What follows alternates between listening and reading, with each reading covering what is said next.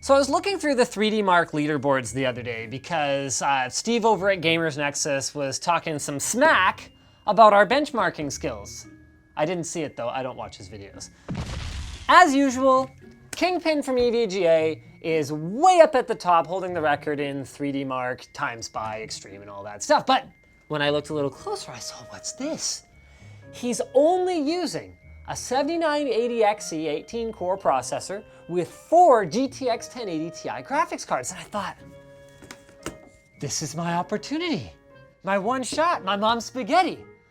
I can't beat him with liquid nitrogen cooling and like sawed off graphics cards with custom power delivery boards soldered to the back of them. But what I do have is better hardware than that. So my plan is to use 56 CPU cores in our ASUS C621E Sage WS and four of Nvidia's Quadro GV100s, which cost a whopping $9,000 each. Oh. And today's video is brought to you by Thermaltake. Thermaltake's level 20 cases feature radiator mounting for water cooling, gaming-focused aesthetics, and beautiful tempered glass panels. Check them out at the link in the video description.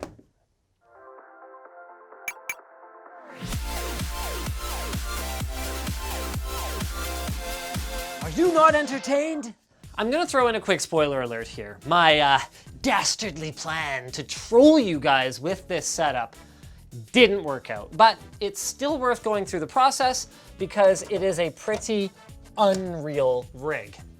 So problem number 1, SLI support for gaming on Quadros. The GV100 with its high-speed HBM2 memory and massive 5,376 CUDA cores should be a little faster than a Titan V, which is faster than a GTX 1080 Ti or Titan XP, right out of the box. So even though I can't liquid nitrogen cool these things, I should be able to make up a lot of the difference in just outright faster hardware. Except for one problem. These cards don't support 3-way or 4-way SLI. So this right here is called an Env Link Connector. And it is only designed for these cards anyway to put 2 of them together at a time. So while you can actually run SLI over NVLink, it's not really intended for that. It's more for resource and memory sharing in 3D modeling or compute applications. Fortunately though, I do have a way around that. So this is a Quadro Sync 2 board, and you'll probably recognize it if you've watched one of our many K, like 16K gaming videos, where we've used it to game on an array of as many as 16 monitors at once. Now, this thing's purpose is primarily video display walls, like giant digital signage deployments, for example, to keep the monitors from getting out of sync, which would cause weird tearing issues. But we already know that it works for gaming, as long as the resolution we're running at isn't too much for the frame buffer of each individual card. So that got me thinking, what if instead of plugging multiple monitors into each one of the cards, because remember, the more pixels each card drives, the harder it is for you to run the game. What if instead of that, we just ran a single 1080p display out of each one in a 2x2 grid for a total of 4K? Well, these are each 32 gig cards, so should be just fine. Bringing us to problem number 2. Even if you had a monitor like this one, it's 1080p, it's got super thin bezels, it's inexpensive, you still have a problem. Nobody wants to game where 4 bezels intersect because that's right where your crosshair is. This was by far my favorite part of my idea for this video and what prompted me to go ahead with it. Now, I had intended, like I said, to troll you guys with some unbelievable benchmarks, with like a test bench under a sheet or something to make you guys think that I had RTX cards early or something, but you'd never buy that if I had 4 of these monitors on an ARM like we did back when we did our first 8K gaming setup.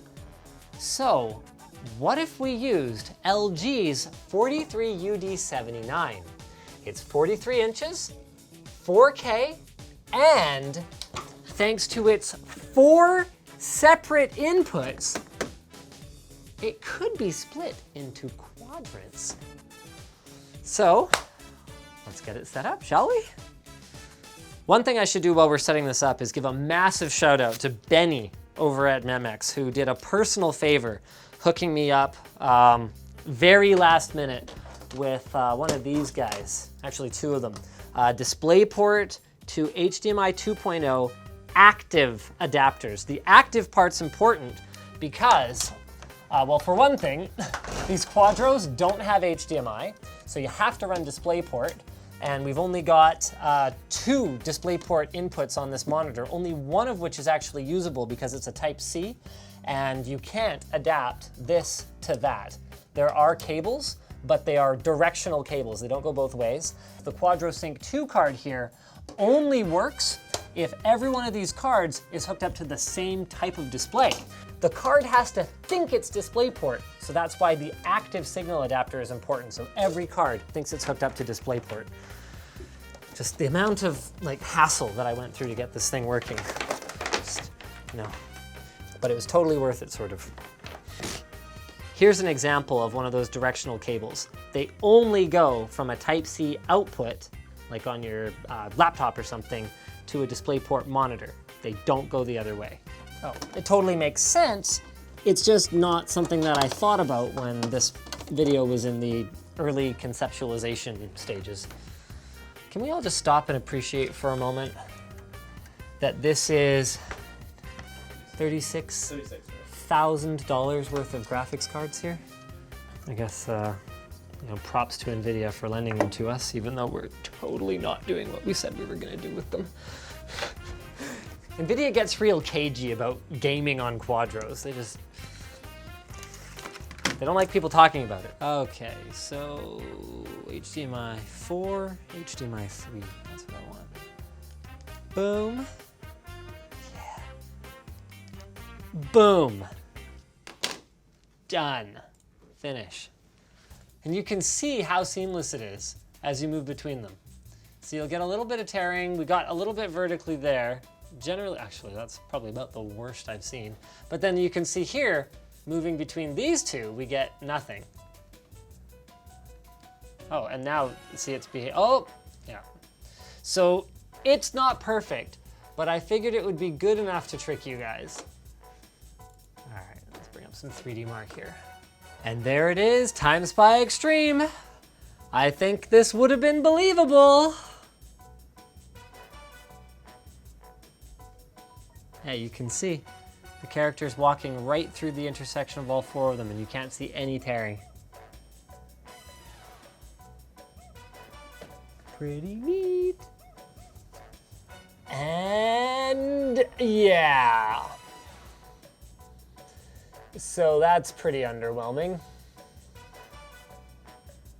But perhaps if we weren't so CPU bottlenecked. So while our CPU score is actually really good, like 10,000, that's just because we got a great score in the CPU tests, not because that CPU is actually not causing a bottleneck for our overpowered graphics setup. So maybe what we could do is transfer the whole thing onto a bench with a 7980 XE. So why don't we do that? Maybe we can alleviate the CPU bottleneck a little bit because we've got lots of cores here, but they're not particularly fast.